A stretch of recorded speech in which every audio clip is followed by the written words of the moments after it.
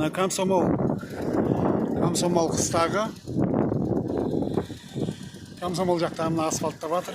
Асфальттағаны біраз уақыт болды. Енді мыналардың істеп жатқан хитростарын қараңыздар. Мінекей, жолдың жиегіне тас төсеу керек. Тас. Бұлар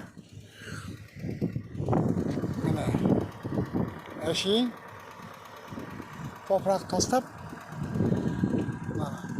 тегістеп. Сосын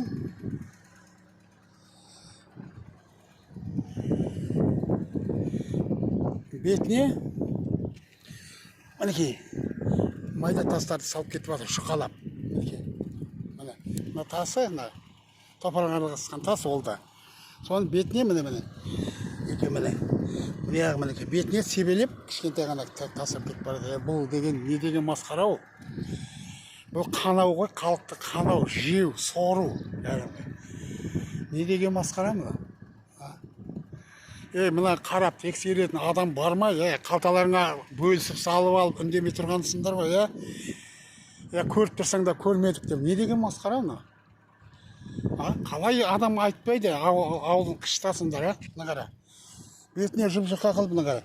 Міне топырағым.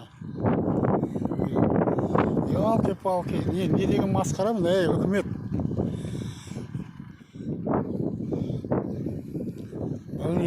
Мұны халықтың бәрі қанап.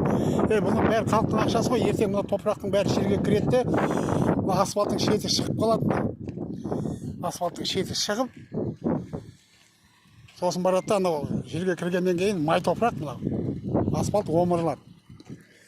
Оны үндемей қояйын дейсің, бәрі сол осындайларды шығарады. Мыналарды вообще. Мынау коррупция ғой мынау деген.